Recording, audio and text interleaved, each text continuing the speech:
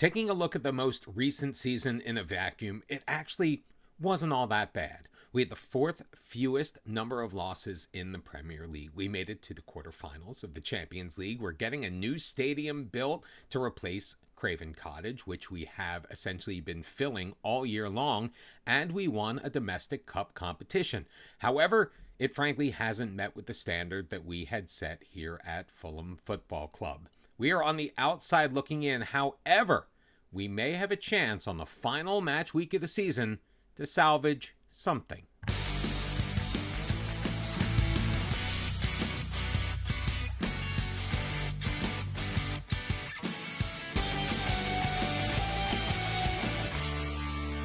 And a very hearty good morning to everyone. It is episode number 103 of Bottom to the Top. I'm Mr. Cellophane. I hope you are enjoying your time here and you're having a fantastic day. Now, we have come to the final match week of the season, of season number 6 at Fulham in our Journeyman save here in FM 24. We currently find ourselves in 6th place on the table. We've already qualified for the Europa Conference League by virtue of winning the Carabao Cup. We are 2 points ahead of Chelsea in 7th place.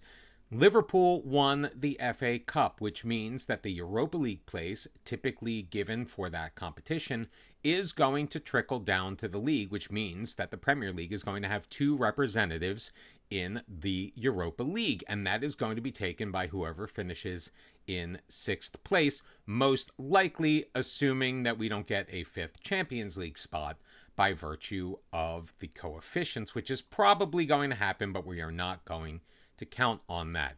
We have a matchup against 17th place Ipswich Town. Now, this should be a pretty easy win for us, even though, as you can see on your screen, Tom Burford is out. He picked up a sports hernia about a week and a half ago. He is not going to be available for this match, so either Josh Sharp or Kim Young-suk is going to come in and take his place.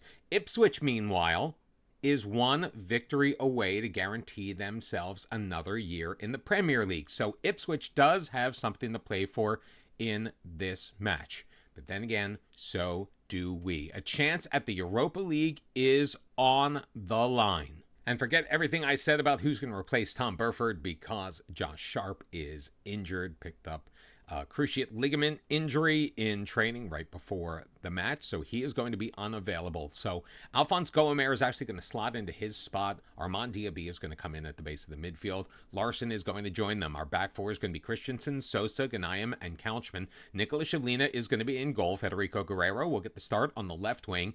Eftisis Shokos, who scored in the last match, will be on the right-hand side. And Nikolai Rumyantsev, still stuck on 17 goals, will be leading the line as our striker. A draw in this match may be enough depending on how Chelsea fares in their game. As you know, the final week of the Premier League, all 20 teams play at the same time. And Chelsea has already taken a 1-0 loss, or they're already down 1 to Manchester City. So that fares well for us. So as long as Chelsea loses, it doesn't matter what we do. We'll finish in 6th place. Obviously, we would like to keep matters in our own hands. Turnover, Guerrero finds Gomer. Gomer in. His shot is going to be knocked behind by Stankovic, who is able to make a nice save. Gomer hasn't had a lot of experience this year in a more attacking position. Guerrero sending it in. Can't pick out Rumyantsev. Ghanayem knocking it back for Shokos. Shokos will lose control. It will be played out by Ipswich. And they're going to look to start up on the counter-attack, which isn't going to result in anything. Man City still leading 1-0 on the back of Wharton's 2nd minute goal. One other match, Brighton has taken a 1-0 lead. That is the only scoring around the league right now. We are in the 17th minute. Played over to Christensen, ahead for Federico Guerrero. He's got some space. He'll move it up, feed it through to Gomer. In the middle, can't pick out Rumyantsev, but Epping's clearance attempt is going to hit Rumyantsev. It will go behind. That is his 18th goal of the season. I can't believe it. It was a weird one, but I will take it nonetheless. Nice feed forward by Guerrero. Gomer misses his man, but Rumyantsev chesting it down, putting it past the goalkeeper Stankovic for the 1-0 Fulham lead. We are currently sitting on 62 points, which puts us 4 ahead of Spurs, who have moved up in the table, and 5 ahead of Chelsea. Sokos ahead for Rumyantsev. Play it back for Sokos along the near sideline. Sokos running into traffic will play it back for Armand Diaby. Looking back ahead for Sokos. Across, Goamer heading it on and just wide. And Goamer really trying to get into the offensive flow of things in this match. 33rd minute, Larson will lose track of the ball. Estevo steals it away for Ipswich. Talbot playing it up the near side. He's got West. West runs into traffic with Couchman and will get it back. West along the sideline will circle it to the inside. Dropping it back for Talbot. Ipswich holding on to the ball in the middle third. Biot ahead for Crivero. Back for Biot. We are putting some nice pressure on defensively. Neskash up for Isidre. Isidre moving it up the side. He's got Neskash in the box and in behind Nikola Shavlina. Neskash with the goal to even things up at 1. But we are still in the position we need to be in to claim that Europa League spot. We do drop down to 60 points. Everton has pulled up to 59. I don't think that they can overtake us, but we're not going to rest on our laurels. Ghanayem with the ball now off of the throw-in. Moving it slowly to the left, he's got Christian Sosa. Sosa picking up a yellow card earlier. Goamer spinning it to Guerrero. Guerrero up ahead, knocked off the ball, cleared away by Ipswich, but Christensen will regain control. Sosa looking to his right originally, then he passes to Christensen. His pass, though, intercepted by Crivero, played ahead quickly to West. Ghanayem will sweep that away. Rumyantsev now cannot find Sokos. Epping finding West. Rumyantsev knocking it away again, keeping control. He's got 3 men around him before he finds Larson in open space. Larson ahead, Goamer feeding Sokos. Sokos is in, and Eftisis Sokos with his 4th goal of the season to put Fulham ahead 2-1. The defenders are calling for offside. I believe he was on, and in fact, the video assistant referee is going to confirm that. What a pass through. Goamer to Sokos, beating Stankovic, diving to his right to give Fulham the 2-1 lead late here in this first half. As the time ticks down, 3 minutes will be added on. It will be a corner opportunity in the 47th minute, or 45 plus 2. Guerrero in, can't pick out Ghanayem. Headed away, but Sosa will settle it down at the edge of the box. Play it across for Larson. Larson's in. He'll shoot, and he will score his 6th goal of the year, his 4th in the last 3 matches. Hugo Larson has come up huge, and that is why late on in this season, he has been chosen for that more defensive midfield role. Not the defensive midfielder, not the number 6, but that more defensive-minded 8. I guess, is that a 7? I don't know. I don't really know how the numbering system works. But he has been playing that Carolero role in place of Kim Young-suk. 3-1 is your score at the half. 1.86 on the XG, 54% possession. We are very happy with the way the team has been playing, and that same crew is going to go out for the second half. It's such a shame that we ended up losing in this run-in for 2 to Liverpool.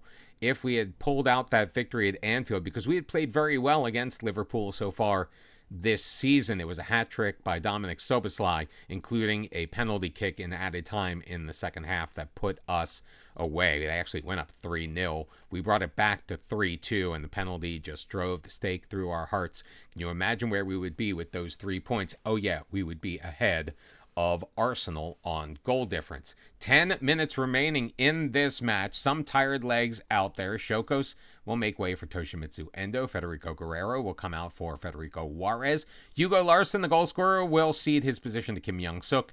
And Racine Sissoko is going to come in place of Alphonse Goamer. We'll make 4 changes late on as we look to solidify our position on the Europa League spot. Throw in the 86th minute, and I am up for Diaby, playing it back for Sosa. Sosa's going to take his time before he plays it up the right wing. Couchman feeding it up the sideline. Toshimitsu Endo will come back and drop it to Diaby, and I am with it now. looking for an opening, doesn't find one to his right, so he goes to the left to Sosa, Christensen, Juarez, touch pass for Sissoko, looking to throw it forward. It's behind Juarez, and Amal comes free with it for Ipswich. Ahead for Gugliaschi, Biol, Crivero, Esteval playing it back, thrown ahead. Gugliaschi chasing after it along the edge of the box, taking it deep, dropping it back. Amal is in, moving it to his right foot. Crivero with the drive from about 19 yards, and that is going to sail over the crossbar and go out. Shivlina looking to get it started from the goal kick. Ghanayem in control. Has got Couchman.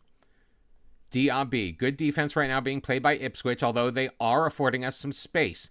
Terrible pass, though, by Kim Young-suk. Did not have the pace on it he needed, and Ipswich once again in control. Beal, across for Taibo. Taibo finds Epping, played forward. Esteval with it now, cutting it to the sideline ahead. Edozie in the middle. Svedberg is in, and he's able to chip it past Shavlina, Elliot Svedberg. Did I say Svedberg? It was Svedberg. Picking up his 12th goal of the year. Ipswich bringing themselves back within one with just a couple of minutes remaining in this match. They'll add on 4, but it looks like Fulham is going to successfully hang on for the 3-2 victory at home, doubling up Ipswich on shots, 13-6, 7 of them finding their way on target, doing a great job in possession, and goals from Nikolai Rumyantsev, Eftisis Shokos, and Hugo Larsson in the first half, giving Fulham the victory. And there it is, it's official. The Europa Conference League spot that we won for winning the Carabao Cup will be passed down the line in the league after we qualified for the UEFA Europa League. And not all bad news for Ipswich, as they managed to hang on to their spot in the Premier League. Even though we beat them on the final match week of the season, Newcastle failed to win. Newcastle finished in 18th. They will be joining Leeds and Reading next year in the EFL Championship. Our initial budgets have been set for the year, 4.7 million euros per week in wages, a transfer budget of 62.8 million, which we are hoping to bolster with sales of players like Wilfried Janto, for example. Which brings us to our end of season review for the 2033-2034 season. As you can see, the Carabao Cup is there. We were victorious, at least in the one competition. We would have hoped to have done better in the FA Cup, losing on penalties to Everton. We would have liked to have done better on aggregate against Rennes, dropping that decision 2-1 in the quarterfinals of the Champions League. Really should come as a shock to no one that Alphonse Gomer was named our signing of the season. 102 million euros from Barcelona. He made 53 appearances for the club, scored 3 goals, added 6 assists. Christian Sosa came over for 109 million from Lazio. Not as successful, 51 appearances, 1 goal, 2 assists for the tall center back. He is supposed to be elite.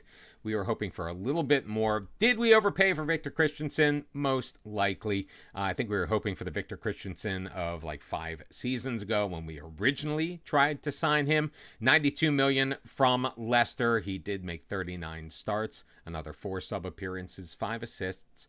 Not too bad. Eduardo D'Amico from Lanús for 13.5 million. We are most likely going to be moving him on. He got upset fairly early. He wasn't getting more playing time, even though we didn't really promise him more playing time. 15 total appearances for the club, a pair of assists. Filippo Bafano, 34.5 million from Juventus for the 21-year-old center back / defensive midfielder. Only made 14 appearances. And Wilfried Janto, we got him on a free. He came to us from West Ham.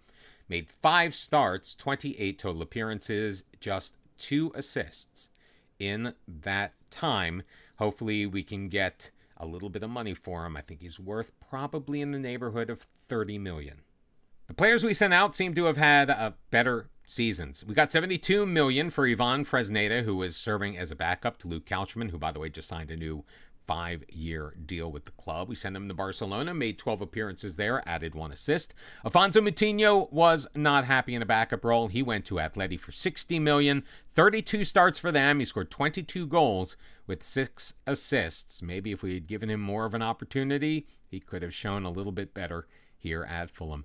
Zygmunt Chandler, never really loved him, sent him for $17.5 million to PSV. He made a total of 41 appearances, scoring 14 goals with 0 assists. Marco Morales, you remember we got rid of him for disciplinary issues. Only $68 million. He was probably worth a little bit more. He went to Napoli, 10 goals, 13 assists on the season. Lachlan Scott left on a free, went to Sydney FC, made 4 appearances, scored a pair of goals. Joe Jones, $68 million to Valencia. We sent a lot of our players over to Spain, didn't we? 5 goals, 4 assists for him. Emmanuel Omega, $73 million to Lazio, 18 goals, 2 assists. Odin Anderson out to Hamilton, leaving on a free. He was a youngster who had promise that really just looked like he wasn't going to develop any further, so we moved him on. Marvin Akahoman also went to Barca for $84 million, just 1 goal, 0 assists. Alex Guest over at Man United, $54 million for him. Feel that fans feel that we could have gotten a better fee for him, I guess. 1 goal, 2 assists. Teta Kishida we talked about during the year. A number of other young players who also made their way out of the club. 6th place was where we ultimately ended up. We were as low as 11th at one point. 29,490 our average home attendance. Craven Cottage, if you remember, because I mentioned it 1 or 18 times, fits 29,700. Our top goal scorer was Nikolai Rumyantsev with 10 goals in the league. The board is okay with how we did. We're obviously not thrilled. We did end up fairly well, picking up victories in 4 of our final 5 matches. Champions League, we got knocked out in the quarterfinals by Stade Rennais. It was the 2-0 loss on the road in France that kind of did us in. We were able to pick up a 1-0 victory at home. That should have been a victory, but because we lost the tie, it counts it as a loss, I guess. FA Cup knocked out in the 5th round by Everton after nice victories over Dagon Red and Brentford. 2-2 was the final score. It obviously went to penalties, and we ended up on the wrong side of that one. It was, I believe, our 4th penalty shootout in all cup competitions all year long. Carabao Cup, though, we did win that one. We beat Tranmere Rovers at home. Norwich City on penalties, Aston Villa on penalties. Then we beat Liverpool, and not once but twice in how did that work exactly? I'm not exactly sure how that works.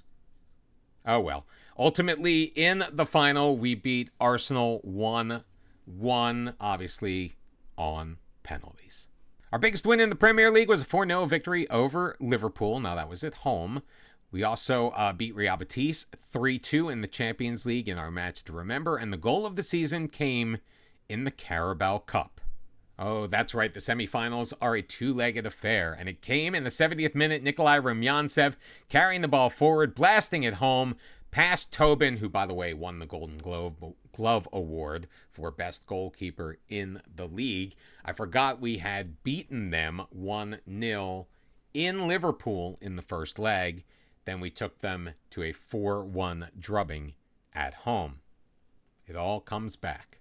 Financially, we took in slightly less money in broadcast revenue, corporate revenue, and competition prize money, primarily because we didn't finish second in the Premier League and we got knocked out in the quarterfinal of the Champions League. We did sell 438,000 shirts. Toshimitsu Endo, the biggest seller of those, although he may be heading out the door.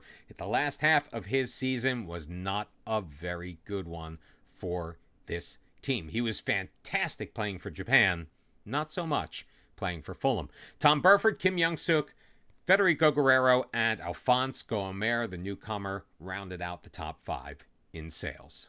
How did we line up primarily? Well, it was Nicolas Julina in goal, a back 4 of Victor Christensen, Khaled Ghanayem, Christian Sosa, and Luke Couchman. Alphonse Gomer behind Kim Young-suk and Hugo Larsson.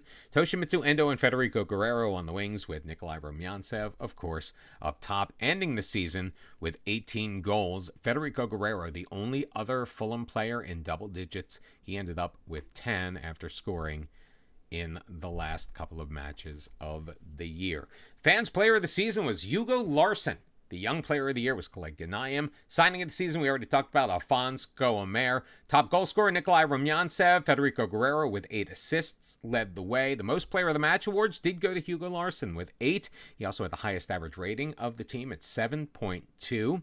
Kind of flew under the radar for a while, to be honest with you. He was not my favorite most of the year long, and Khaled Ghanayem with the most passes completed per 90 minutes. Highest transfer fee ever paid, 108 point whatever million for Christian Sosa, and Khaled Ghanayem did pick up the Copa trophy. I believe that's Youngster of the Year. I do not know. No Manager of the Month awards for Nick Bottom this year, which is a rarity for us. And the only real things of distinction on our timeline, we've spent 5 years at Fulham Football Club. Well, 5 full years, I should say. And we did achieve success in the EFL Cup, taking home the Carabao Cup. For the coming year, it looks like our expectations have been tamped down just a little bit. They want us to challenge for the Europa League and record a top half finish in the Premier League. Now, the next year, that's a little bit of a different story because they want us to challenge for the Premier League title and then win the Premier League by the end of the 2036-2037 season. Which begs the question, are we going to be here at Fulham for next season? Yes, the club wants us to stay. It will be the last year of our contract, if I am not mistaken. There are, however, some juicy positions available. Portugal, we've got Vitoriano Guimarães. Arsenal is looking for a new manager, finishing 5th this past season. And there's a job open at Bayer Leverkusen as well. They did finish out of the Champions League spots in the Bundesliga, but they are always on the precipice of success. I mean, look at them in real life this year. Do we pursue those jobs? Do we just put our heads down and try to get the job done for one more year here at Fulham Football Club? Those are all decisions we are going to need to make. Drop a comment down below. Let me know what you think we should do, as we have a transfer special coming up tomorrow. I hope to see you all then. Please make sure you hit the like button. Also subscribe if you have not already, or if you are brand new to the channel. Keep supporting the channel in every way that you possibly can. Thank you all very much for your support, and I'll see you tomorrow. Until then, bye-bye.